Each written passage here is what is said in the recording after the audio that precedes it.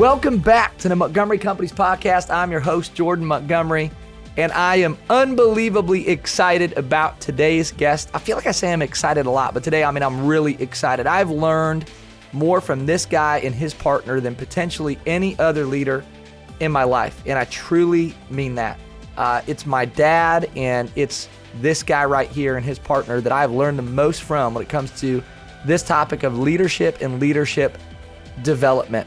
I am with a new friend, but a guy I've learned from a long time. His name is Mark Cole, and I want to tell you about Mark Cole. Mark Cole serves as the CEO of all of the John Maxwell companies and has for more than 25 years leadership team development experience, which uniquely qualifies him to have an integral role and be the champion of the John C. Maxwell brand.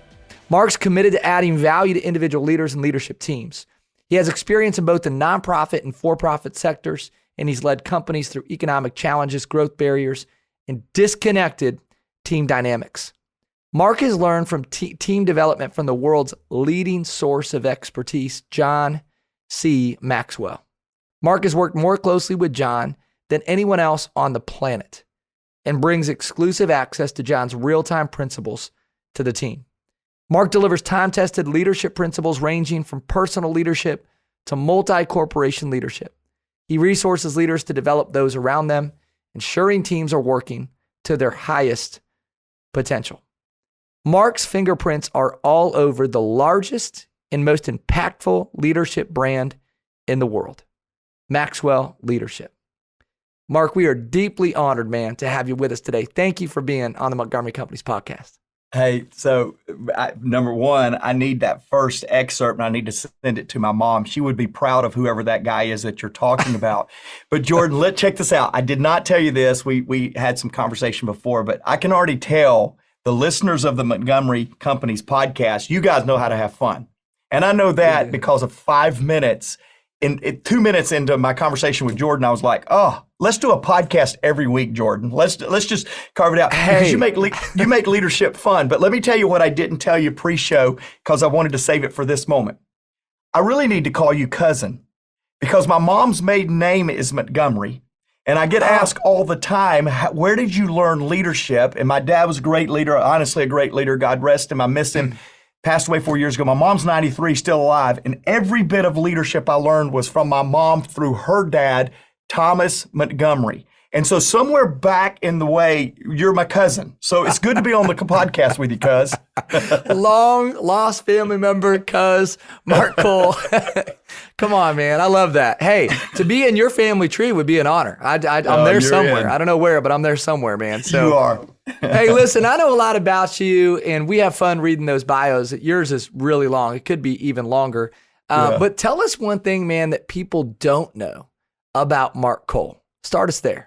Yeah, so 30 years of age, I joined John Maxwell's team, in fact, for an event called Catalyst. I think you've had some people that was connected with Catalyst, definitely some people that was a part of that event that John Maxwell and Andy Stanley started. John's company actually foot the bill to create Catalyst, and then Andy actually hosted it in his church. Andy Stanley is a pastor of North Point, a local phenomenon, what he's done for our community, brilliant communicator. Anyway, my first responsibility with John and Andy was selling Catalyst to get denominational leaders, people of faith, to get their next generation leaders to come. I was a broken piece of humanity, Jordan. I mean, I was bankrupt emotionally, spiritually, financially. I was bankrupt everything. Parents wouldn't talk to me. It was just like a bad time in my life. And I joined Maxwell Leadership. It was called Enjoy back in that day. I joined it with a covenant with myself that I would never lead again in my life. I didn't feel like I could lead. So what's funny to me as I tell that story, I go, you had a promise that you would never lead again, and you joined a leadership development company. So here's the point. Don't listen to anything I say because my covenants are not very good, because I said I would never lead. And now 10 promotions later, they kept looking for something for me to do that I could do with excellence. And so 10 promotions later, about 12 years ago, John Maxwell invited me to be the CEO. Man, what a story. That is a great story. And And I appreciate your transparency and your vulnerability. I think that's one of the things that makes you and John really effective in your leadership is you're real and you're transparent. I appreciate you shedding some light on that background. Thank you. I also think, Mark, you followed really well. I think it was Rich Wilkerson Jr. who probably stole it from you and John, but he said, if you're too big to follow, you're too small to lead. I just want to encourage you in your followership. At the end of the day, you've been leading people at the highest level for so many years, but I think about the way that you decided to follow John so many years ago and how you've continued to follow him. We're going to talk about maybe this baton ceremony at John's birthday party at some point in our podcast, but I just think about Mark Cole's journey in following well. Today, we're not talking about following, we're talking about leading. Followership is a part of leadership, but I want to know this. What is the greatest leadership lesson, Mark, that you have ever learned? I think that the biggest leadership lesson is also the biggest life lesson, which I really want them to be the same. That's why I really do attempt to live out my leadership very publicly, authentically. And that greatest life lesson, the greatest leadership lesson is personal growth will take you further than your dreams. John has a quote that I love that says, the only guarantee for a better tomorrow is growing today, is making a growth decision today. And so I was 30 years of age. I talked a little about that. Another little known fact is the first 10 years of my life, I was my dad's executive pastor, very immersed in the faith community, still a strong love for faith and the importance of it in my leadership. But at 30 years of age, I had led some things. I had done some things okay, accomplished some things nobody my age had accomplished. I got a long list of things I had done in a very small pond. But I had never been asked the challenging question, what's your personal growth plan? What are you doing to intentionally grow? And I'll tell you, Jordan, I don't know why. I was 30, I was accomplished. I had people that had followed me through a lot of big accomplishments. But I had never sat down and intentionally challenged myself to grow. So this first year, this was in the year 2000, I was 31 years old. And my leader at the time working in John's company said, hey, what's your growth plan? I went, man, I don't know. I mean, I read, I learned, I can tell you what I learned last that I'm applying, but I don't have a plan for growth. And he said, here's what you need to do. You need to put down the books you're going to read. You need to put down the places you're going to go that's going to influence you. And you need to put down the people you're going to ask to mentor you. The books, the experiences, the people. The books, the experiences, the people. And I went, I can do that. So I'll never forget the first year, 2001, I put down, I'm going to read 12 books. I mean, I pulled those books off of the Cartoon Channel probably. I mean, there was no rhyme or reason to it. I just pulled them off. I decided I was going to go to 5 events that was going to be for my development, a very intentional move. And then I was going to ask 5 people to speak into my life. Second year, Jordan, somebody introduced this idea of that was intentional growth. What if we put intentionality around the purpose of growth? And I went, I like that. And I developed, 21 years ago, I developed a discipline of having a word for the year. Now, that's not new, but having that word for the year and then building a growth plan around it. So that year I read 12 books as well, but that year I read 12 books with the word of the year in mind. I went to 5 events that year, but I went to 5 events intending to extrapolate out of that event something that would help me in my progression of word focus that year. And I asked 5 people to mentor me on that word. By the 3rd year, Jordan, I did something that I continue to do to this day. I put together a life plan of where I wanted my life to go, how I wanted to orchestrate my focus that year around that life plan, and then ultimately the people, the places, and the things that I consume would all fit with that. Let me say one more thing on this, Jordan, because you asked, what is the difference maker for my leadership? It is that personal growth. Isn't it stirring? My wife and I recently built a home together, and we're still married. That's the big thing, okay? I didn't know that there were 52 shades of white, and I didn't know I was supposed to care what shade of white was on our wall. I just didn't know that. You probably do, Jordan. You're smart. I didn't know the thread count in carpet in the basement was different than thread count in the rest of the house. I just didn't know that. And so We spent 18 months building this home that we just feel very blessed with. We spend months planning our family vacation. Do you know most leaders spend less than 1 hour architecting their life? We spend all this time on our homes. We spend all this time on holidays and vacations. We spend very little time developing and architecting what we want our life to be about. So I'm a big believer in this, as you can tell, but I'm a big testament that personal growth, not a big dream, personal growth, not huge experience, personal growth, not a great resume of reference. Personal growth has made the difference for these 10 promotions that I've experienced. Personal growth, having a life plan, spending more time on your life plan than you do building your home or many other activities for that matter, right? I love what you said about books, experiences, and people. It's funny because that first question actually comes from you, Mark. So I'm cheating, came from you and John. What's the greatest lesson you've ever learned? The second question is also from you and John, which is, what are you learning right now? And just to give context before you answer this question, John recently celebrated his 75th birthday, right? Yeah. And there was this cool ceremony at kind of the birthday party. Let's call it a party, not a ceremony. Yeah. But at that party, John handed you a baton. And you're going to carry out Maxwell legacy. And I think that's important for our listeners to know that. Many of them know that. And obviously they're familiar with Mark Cole and all the great work you've done. But this is now your legacy to carry forward. And so I'd love to know in this transitional season for you, what you're learning in your leadership. It's probably something, Jordan, that you could talk about with your leadership over at Montgomery Companies, our family legacy, by the way, go Montgomery. But there's probably some things that you could even add to this, and please do. Your listeners are keenly focused to your voice. But for me, it's new. I have been that second chair leader for 12 years as CEO, and I've really been second chair all of my life. I was my dad's executive pastor. I came in with John and was 5 or 6 levels down from the visionary, then 4 levels, 3 levels, 2 levels, then the last 12 years, the first level, but still the second chair, somebody else's vision.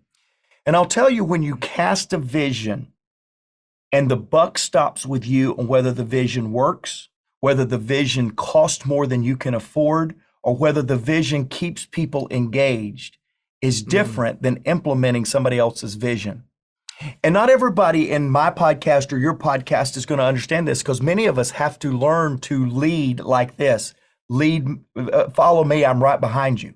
I mean, we understand second chair leadership to where we influence up, and many times I would influence John, but still at the end of the day, it was his vision.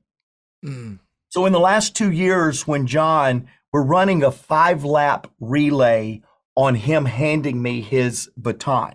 So while he has publicly done that, John and I are still answering the question, can Mark Cole carry the baton of John? Not can Mark Cole be the next John Maxwell, there will never be. But can we truly have a bigger, better, brighter future? We don't believe that question can be answered after 1 lap together. We believe there's multiple laps. Well, the lap that we're running right now is the vision lap. Can I, again, I have a foundation of faith, can I hear from God on what our future vision should be for the influence of somebody like John Maxwell? And we're in the middle of answering that question. Now, fortunately, John and I have had 3 indications that is actually happening, that our vision, myself and our leadership team's vision, is actually bigger, better, brighter than even John Maxwell's. But I'll tell you, the lonely nights that I've heard leaders talk about, of when you are the only one that sees more and before. That's what John says a transformational leader does. They see more and they see before everyone else. That's a visionary. When you see more and before and there's no affirmation, confirmation around you, the dynamics of loneliness are different than anything I've ever experienced. The moments of celebration when 2 weeks ago we fulfilled part of my vision, and that is to have a IMC, an International Maxwell Leadership Conference, in Spanish speaking, all Spanish. We just did it, and it was epic, Jordan. It was epic. Nobody knows the amount of celebration I had in my hotel room that night. I punched pillows. I threw confetti. There was even no confetti there. But in my mind, you know why? because I saw that before anybody else did. They had to borrow my belief. And so the highs are higher and the lows, the moments of questioning are lower when you're not relying on somebody else's funding of their vision and you only have to implement. When I'm relying on my funding and my belief, it's a real different place that I find myself in these days. Man, I appreciated so much how you shared that, man. And listen, I love that you can celebrate those things that way. We need to do a better job as leaders of celebrating those types of moments, man. And I love what you said. One of my favorite John Maxwell quotes that comes from Maxwell Leadership is great leaders help people see more and see before. And that's the work that you're doing, Mark. So just keep the faith, man. I love that. You work with some of the most impactful leaders on the planet, some of the most useful, impactful people on the planet. You deal with some high conflict situations. You see people in high conflict situations. What do you think are some of the greatest challenges facing today's leaders in our country? So I just listened to a podcast. It was really a PBS special with a guy named Nito Cobain, who is the president of High Point University. Google him, all your podcast listeners, Google him. One of the most profound entrepreneur, president of a college leaders I've ever experienced. Just brilliant. He was interviewing Mark Randolph, the CEO, co-founder, co-owner of Netflix. And in this interview, he was talking about the challenges that we face now leading in the last 2 years. And he talked about, to be honest with you, Jordan, he talked about a little bit of what I just shared, and that was the emotional tenacity that is needed in today's leadership. You look at Harvard Business Review in the middle of 2021, did a whole special on, at that point, it was not called The Great Resignation. We didn't know to call it that. We know now as we watch people at every level in an organization leaving to go find something else, because COVID taught us, if anything, it taught us that when difficulty arrives, retreat rather than lean in. And so leaders are doing that at every level of an organization. In the 18 months from beginning of 2020 to the middle of 2021, more than 1,700 top leaders of Fortune 5,000 companies resigned. Get that number. Wow. 1,700 resigned, went to something else, changed it. What Mark was saying in this PBS special with Nito Cobain was what happened in the last 2 years is everybody became a startup. Everybody's in entrepreneur mode. Now, Jordan, remember when you first started your podcast at Montgomery Companies? Let me remember when I first started with John and we started branching out into the business community and we were all faith people. Anytime you start something, the uncertainty, the perplexity, the unknowns are staggering. You know less than you are more uncertain than you are certain in the days of startup, right? All of us that have been a part of startups, just let's empathize with a moment. Let's just kind of join a virtual humming session of singing Kumbaya. Come on, man. Yeah, we get it. Well, guess what? Because COVID was so good to some companies, here's their concern. What happens when COVID is over? Other companies where COVID was so altering to their business plan, they're going, will we ever return to normal? All of us have been leveled to feeling like a startup with the level of uncertainty that we've got. And people that love security and business leaders that love leading a established organization find themselves with no established predictability in their company. So what I am learning, boy, this was a long answer, Jordan, but what I'm learning is that we as leaders and leaders at every level of the organization, we've all been leveled. And there should be a degree of human relatability that we have that 2 years ago, 3 years ago, we saw people at levels. We need to reach out and be human and be relatable with people at any level because trust me, they need you. I need Oh, you. so good. Jordan, I need you, man. So good. I need your encouragement. You're giving it to me today. We have discovered that we don't have the answers. And when you don't have the answers, you need companionship. That's so good. Okay. Well, you can hit pause on a podcast, go back the last 3 minutes and listen to that again. We have a lot of leaders right now who are frustrated. It is a unique time to lead for all kinds of reasons. COVID has certainly made that difficult, I think, in the corporate world and bouncing back from COVID, right? It's not COVID, it's bouncing back from COVID. Yep. You sort of already answered a question about opportunities, Mark, which is going to be my next question is what opportunities have been presented to leaders in today's environment? But what do you see as opportunities, relatability, connectivity? What else do you see about opportunities for today's leaders? I got to speak to, I don't know, a couple of hundred. I don't know how many actually is in the room, but I got to speak to the Eastern European Small Business, Mid-Business Symposium just today, actually. And in that conversation, I told them that as a leadership developer, I got asked a question on a plane one time, they asked me, they said, what's your business? And of course, I was in one of those moments where I wanted to read or I wanted to do some email. I wasn't into the conversation. And when they asked me the question, Jordan, I went, I'm in manufacturing. It just kind of came to my mind. They went, you're in manufacturing. What do you manufacture? And I said, I manufacture leaders. And that started a 45-minute conversation to say, okay, hold up. Tell me what you mean by you manufacture leaders. Well, as a leadership manufacturer, I'm more excited than I've ever been because I think the world needs values-based, people-centered servant leadership now more than ever. I don't know what your industry is, podcast listener. I know you make good leadership decisions because you're listening to Jordan's podcast. But I don't know what industry you're in, but I'll tell you what industry you need to be in. You need to be developing leaders. I've never met an organizational leader, from a CEO of Delta to a CEO of a startup that started yesterday, that said, my gosh, Mark, I have a leadership problem. Really? What's that? I have too many leaders. I've never heard that before. I have too many effective leaders.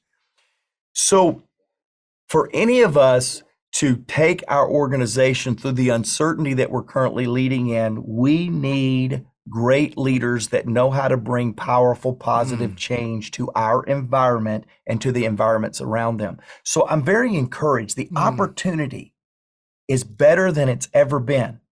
One more note on this, Jordan. You may have heard John say this because he has said it often in the last few years. John Maxwell, leadership guru of the world, written 86 leadership books, sold 36 million copies. John Maxwell is saying something that, as the owner of the Maxwell Leadership Company, is kind of making me nervous. He says, I'm leadership sad. Now I'm like, whoa, John, you're one of the best motivators in the world. You're leadership sad. What do you mean? What John is meaning when he said that is the models of good leadership have gone away. You can't find them in politics oftentimes. You can't find them in entertainment. Many times you can't find them in the faith community.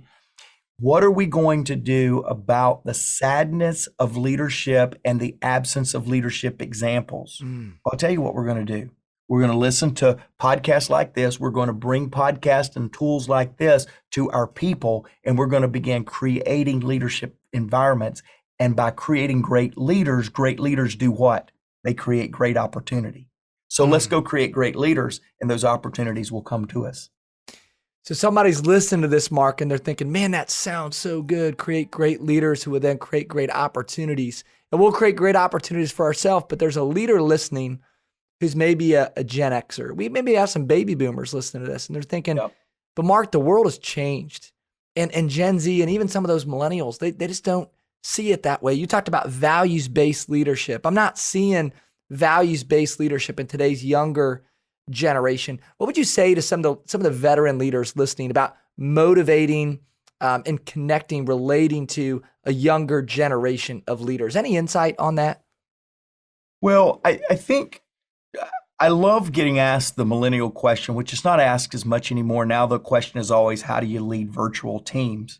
But for a few years there, the question was always in every environment, how do we lead these millennials? What do we do with them? It's almost like there's a plague of locust coming, and it's called millennials, right? Yeah. And I'm now middle-aged. That scares me to death to say that, but I'm middle-aged, And I kind of see what John Maxwell's talking about when he says all the leaders at his age, when they get his age, they start saying, oh, things are not like they used to be. The world has gone to hell in a handbasket. This is terrible. What's going to happen?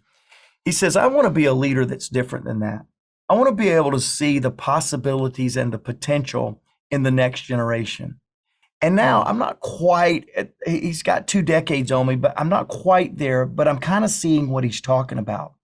Because the passion of this next generation to make a difference, we call that significance.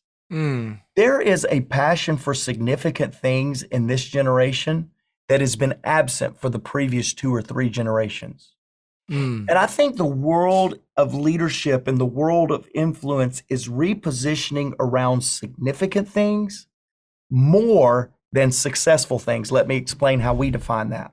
Success is what happens to you. It's what I acquire. It's the position that I get. It's the influence that I have. Significance is what happens through you. It's how I take what I've been given and do good for people around me. That's why we're passionate at Maxwell Leadership. We want to help companies not be the best in the world. We want to help companies become the best for the world. And there's a big difference. Who are you competing with? Your competitor, or are you competing with yourself?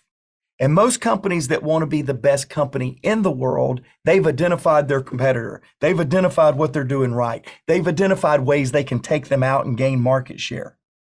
That's not the concern or the focus of the company that wants to be the best company for the world, for the leader that wants to be the best company for the world. And I believe the next generation is passionate about being the best they can be for the world, not the best they can be in the world. And I just think we as, I guess, middle-aged, God forgive me for saying this, I guess we as middle-aged leaders and beyond, I think we just need to come around young, good-looking people like you, Jordan, and we just need to say, hey, guys, how can we take what influence and success we have aggregated, and how can we give it away through you to this cause-based focus of these generations that are now coming behind us? We don't want to be the best in the world. We want to be the best for the world. That's part of your mission. And I love what you said, Mark, about success is what happens to you. Significance is what happens through you. And I love that everything you all do at Maxwell Leadership is others focused. It's mission oriented. It's really rooted in the spirit of service. And I want to go there because I want to talk about this idea of leading up. We have some young leaders listening right now, and they're inspired by everything that you're saying. We have a lot of Mark Cole and John Maxwell fans who are listening to today's podcast. They're thinking, wow, like I want to be like Mark someday. I want to be like John, but I'm young and I'm 25 or I'm 30 and I'm still growing and learning. I'm trying to lead up in my organization. I'm trying to expand my influence, but I'm young and I'm early stage. What would you say directly to that generation of people about expanding their impact and growing in their leadership? So an interesting thing happened to me about 15 years ago. I'm a type A leader. I'm pretty driven. I've always been that way. It's the Montgomery in me. I'm just kind of this driven guy. And something interesting happened to me when I realized I had found a leader worth following. I think that's really important, that young leaders find somebody worth following.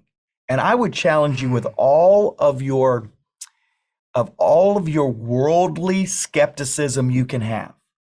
Be skeptical of the people you follow. Don't just freely just follow somebody. Vet them, index them, follow them, track them. But when you find a leader worth following, as I did in John Maxwell, an interesting thing happened to me, Jordan, that I wish would happen to every driven leader out there.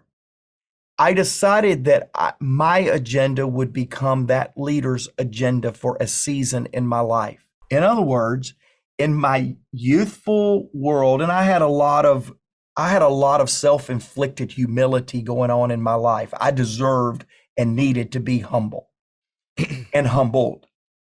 In that state of humility, the greatest gift I got was the realization that I could set aside my agenda for a leader worth following's agenda, and that agenda could become my agenda. Here's what happened in that process. Because it was a leader worth following, a leader that was going somewhere, a leader that was driven, there was several criteria that I put on a leader worth following. When I submitted myself to that agenda by setting my agenda aside, I found that their agenda became my agenda.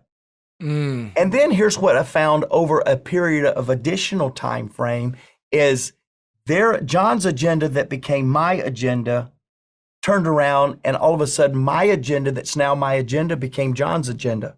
I began to influence his agenda because I sold out to following a leader worth following. And too many leaders prematurely think they are the leader worth following rather than finding somebody to engage with that is further along, that has a little bit more vision, that has a little bit greater capacity that they can follow. And rather than engaging fully with that necessary step, they try to bypass that step. And that's why we find a lot of these leaders doing great things as an influencer, but then they burn out way too quick. They burn out character, they burn out morally, they burn out successfully, they burn out just emotionally. And I think that's because they didn't go through the necessary step that every young leader needs to go through, and that is literally following a leader worth following. That is so good for every young leader, emerging leader. That's good for any leader. I mean, we're always following someone, but there's some young leaders that needed to hear that today. I needed to hear that today, Mark. I love what you said about for a season, make a leader's agenda your agenda. Everything you just said is really rooted in honor. You know, one thing that you've done well, Mark, is you have honored John. And it's not to say that you guys haven't had twists and turns in your relationship, because I'm sure you have, but I think the spirit of your partnership and your relationship with John is rooted in honor. Mike, can I say something, Jordan? Please. I hate to interrupt the host, and I just did, but it's very important because I'm going to illustrate all these people that are listening that are allowing you to influence them. You're a leader worth following to a lot of people, Jordan. Let me illustrate. Before I started this podcast, Jordan warned me of one of our last questions, and I'm going to call you out on this because it's a very important thing to illustrate. Jordan says, I can never go into a podcast interview with somebody that I respect so much without asking them at the end genuinely, how can I serve you and your vision and your agenda? You've done that. You've done that for episode after episode after episode. All the people that have identified you as a leader worth following hears you say that all the time. You're going to do the same thing to me. And I sit back when you did that to me and I went, I am going to tell you that is the best model I know from someone with great influence, somebody that has a voice that people care what you say, to say, hey, I just want to warn you, I'm going to end by asking you how I can genuinely serve you. And I care so much about it that I don't want a knee-jerk response. I want you to really give me thought on that. And Jordan, I'm just going to tell you, I've done over 200, 250 podcasts. Nobody's ever, I've been asked that question a lot. Nobody asked it in the spirit that you did with a intentional desire to give me time to think about that so that I could respond. Here's what that means.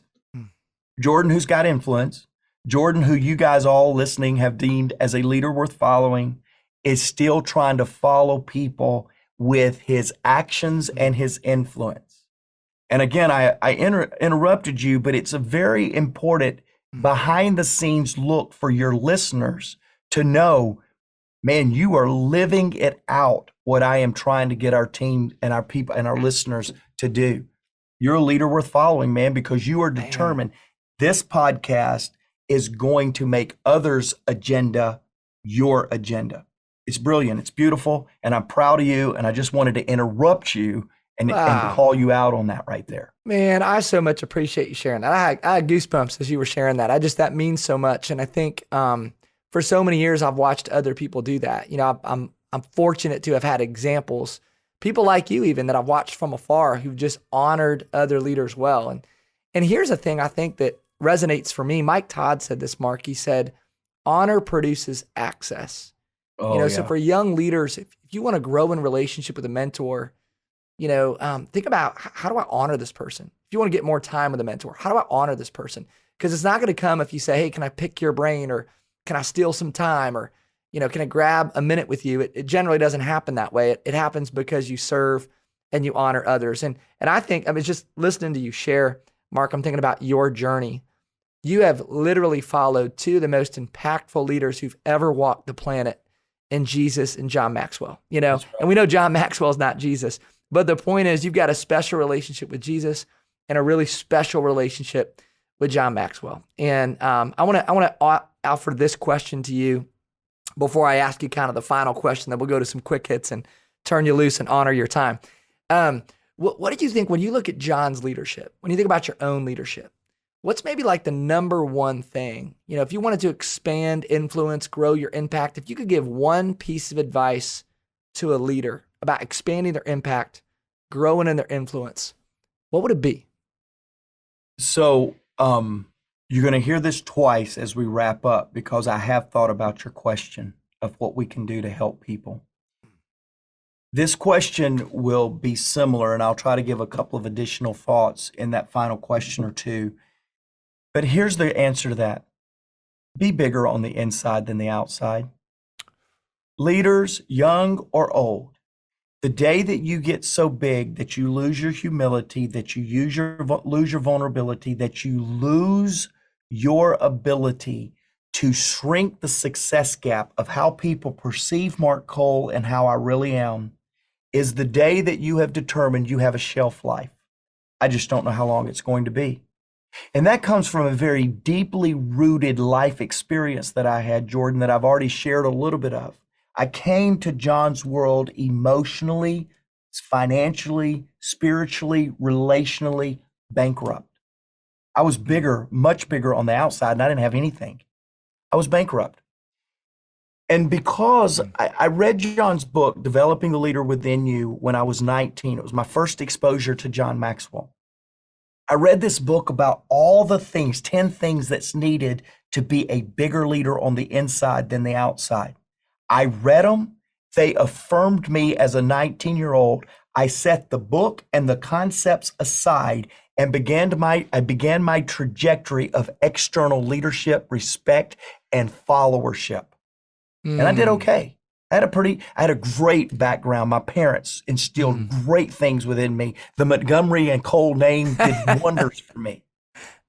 But yet and still, because I didn't create a discipline of developing myself on the inside, eventually my external exposure and influence outgrew my internal capacity to lead from a place of authenticity. And I crashed and burned. And so when I get asked this question all the time, the one thing, the big thing, the thing that I wish that I could challenge every person, high influence, no influence, older, younger. How are you developing yourself on the inside? What's your disciplines? How are you making sure? I'm not talking about accountability and tell people your struggles. I'm not talking about that. I'm talking about the intentional architect plan to make sure you're bigger inside where nobody sees than the outside. And again, that sounds like a character, a moral, a value thing. And yes, it is all of that. But it's bigger than that. How are you developing yourself? Why are you developing yourself? And to what reason are you developing yourself? And when you can answer with great intentionality and great focus those things, and you can stay focused year over year over year with a greater intentionality on your inside leadership than your outside leadership, you are on the path to sustained, replicatable, reproducible leadership. Because people want to follow leaders that are accessible and real. And that is the one thing. I've watched John Maxwell. You mentioned John, and I don't ever want to do one podcast or one talk that I don't tell you what everybody wants to know.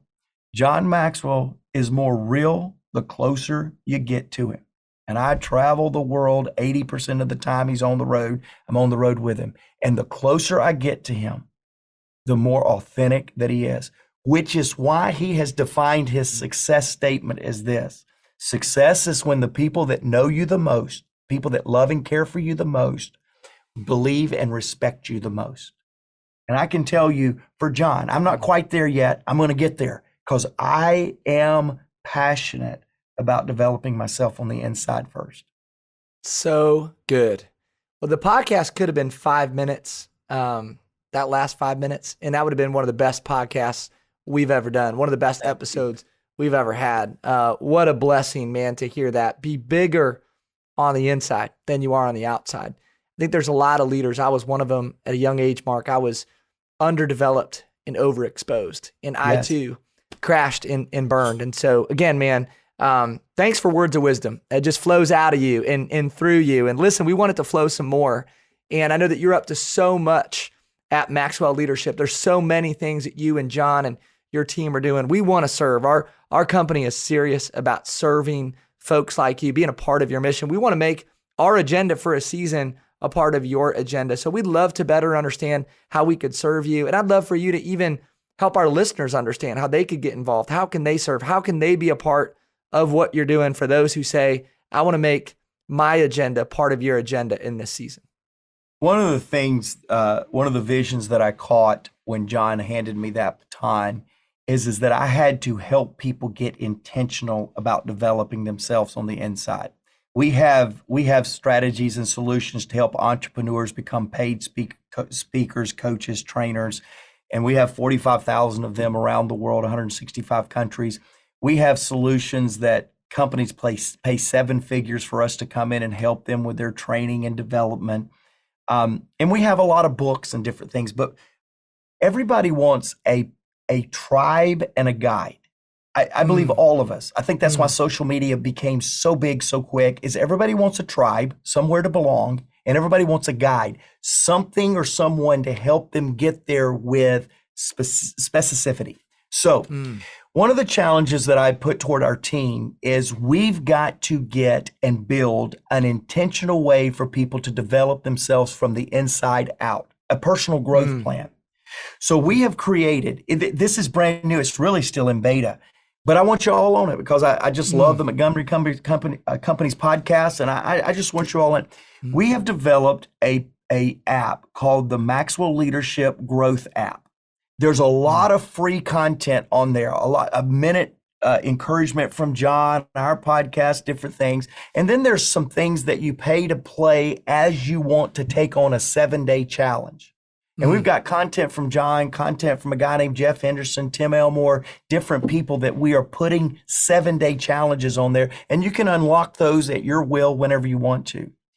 The purpose of that is to give people a tribe, a community that are passionate about growing themselves from the inside out, and a guide, a group of women and men that can take you on that journey with calls and different things like that. My challenge to your listeners, my challenge to anybody is go on there. Again, there's a lot of free to this app. Go on there with the intention of challenging yourself to grow and become bigger on the inside. Now, that's a life mantra for me. It happens to be a business solution we're now providing, but it's a life mantra for me that whether it's us, whether it's Montgomery Companies, whether it's Jordan being a leader worth following to you, find a way to begin to focus yourself on growing yourself. And by the way, growth, personal growth is an infinite game. There's no destination. There's no finish line. Oh, I grew. Okay, now I'm ready to go take on the world. No, you got to keep growing day in and day out. It's a daily discipline. And that's So what good. we're providing for.